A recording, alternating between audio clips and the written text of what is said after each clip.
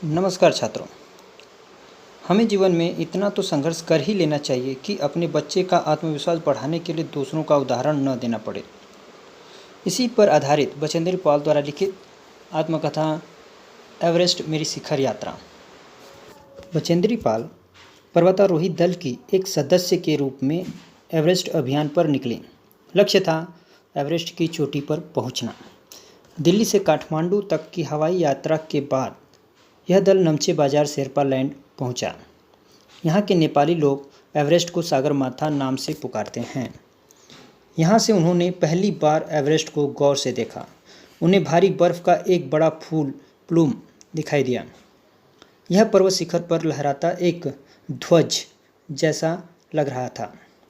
उन्हें बताया गया कि यह दृश्य शिखर की ऊपरी सतह के आसपास 150 किलोमीटर अथवा इससे भी अधिक गति से हवा चलने के कारण बनता है। बर्फ का ध्वज 10 किलोमीटर या इससे भी लंबा हो सकता था। शिखर पर जाने वाले प्रत्येक व्यक्ति को दक्षिण पूर्वी पहाड़ी पर इन तूफानों को झेलना पड़ता था, विशेषकर खराब मौसम में। यह सूचना बचेंद्री को डराने के लिए पर्याप्त था, फिर भी उन्होंने हिम्मत नहीं हारी।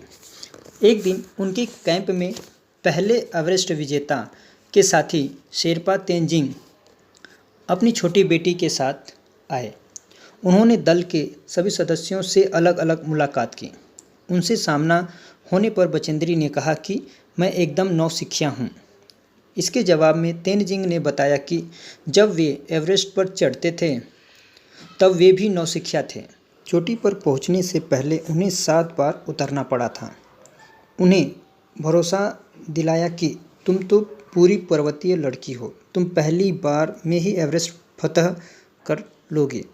उनका कथन सच सिद्ध हुआ।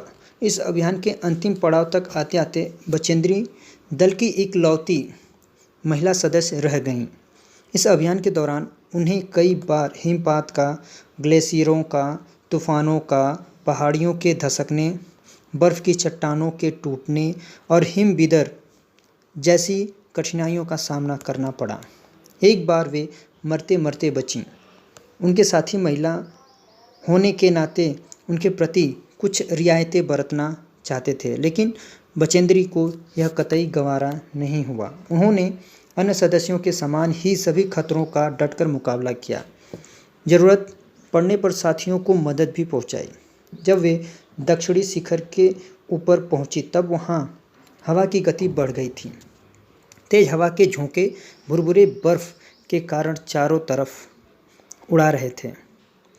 आसपास का नज़ारा देखना दूभर हो गया था।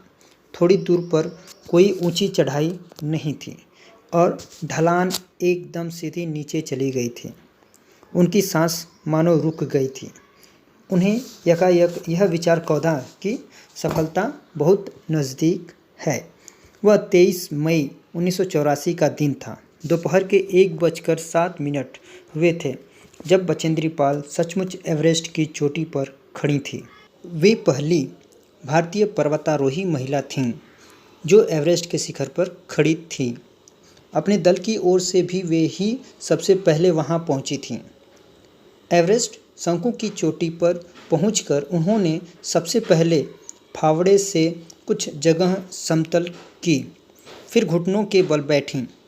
बर्फ़ पर अपना माथा लगाकर सागर माथे के ताज का चुंबन लिया। थैले में से दुर्गा माँ का चित्र और हनुमान चालीसा निकाली।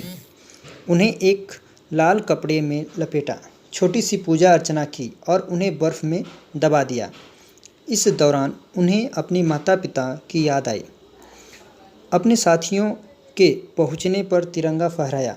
साथी पर्वतारोही लाहटू ने उनके हाथ में वॉकी टॉकी दिया। तब कर्नल खुल्लर ने बचेंद्री पाल को बधाई देते हुए कहा, मैं तुम्हारी इस अनूठी उपलब्धि के लिए तुम्हारे माता पिता को बधाई देना चाहूँगा। देश को तुम पर गर्व है और अब तुम ऐसे संसार में वापस जाओगी जो तुम्हारे अपने पीछे छोड़े हुए संसार से एकदम भिन्न होगा।